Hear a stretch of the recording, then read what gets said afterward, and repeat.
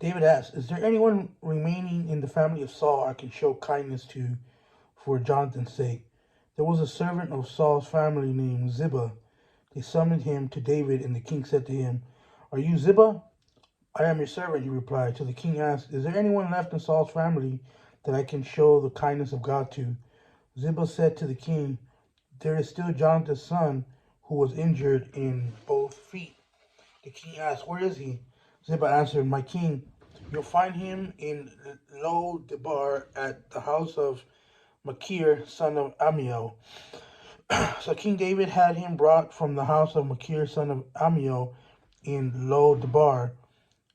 Mephibosheth, son of Jonathan, son of Saul, came to David, fell face down, and paid homage.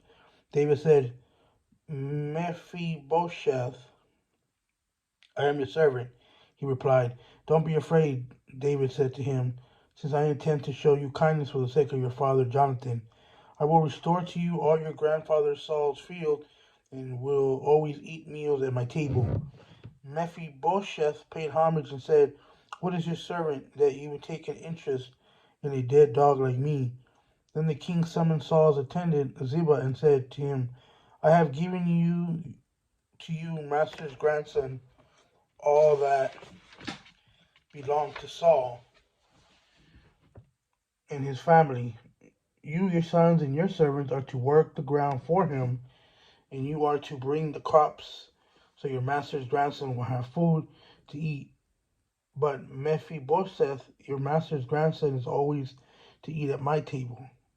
Now Ziba had 15 sons and 20 servants. Ziba said to the king, "Your servant will do all my lord the king commands." So Mephibosheth ate David's table just like one of the king's sons.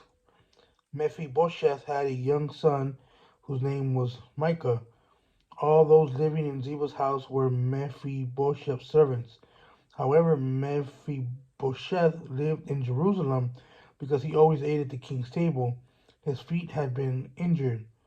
Sometime later, the king of the Ammonites died, and his son Hanun became king of his place. Then David said, "I'll show kindness to Hanun, son of Nahash, just as his father showed me kindness to me."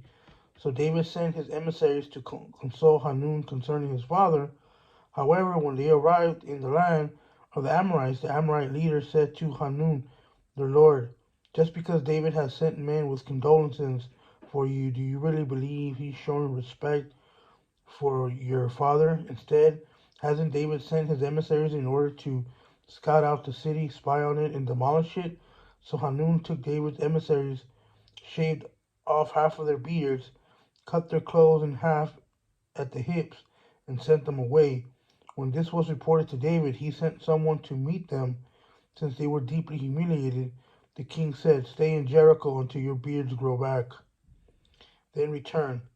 When the Ammonites realized they had become repulsive to David, they hired 20,000 foot soldiers from the Arameans of Beth Rehob and Zobah, 1,000 men from the king of Maacah, and 12,000 from Tob. David heard about it and sent Joab and all the elite troops. The Ammonites marched out and lined up the battle formation at the entrance of the city gate, while the Arameans of Zobah and Rehob and the men of Toab and Maacah were in the field themselves.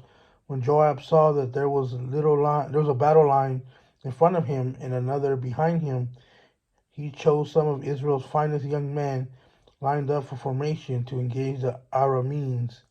He placed the rest of the forces under the command of his brother Abishai.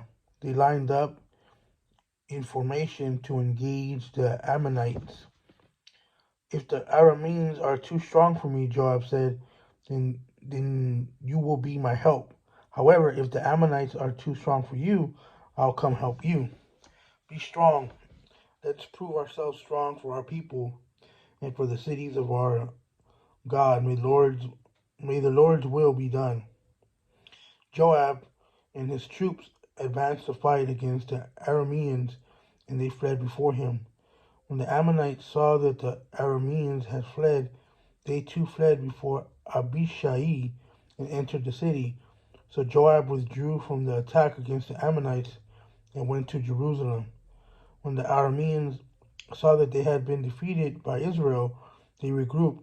Hadadezer sent messengers to bring the Arameans who were beyond the Euphrates River, and they came to Helam, with Shobak, commander of Hadadezer's army, leading them. When this was reported to David, he gathered all Israel, crossed the Jordan, and went to Helam. Then the Arameans lined up to engage David in battle and fought against him, but the Arameans fled before Israel, and David killed 700 of their charioteers and 40,000 foot soldiers. He also struck down Shobak, commander of their army, who died there.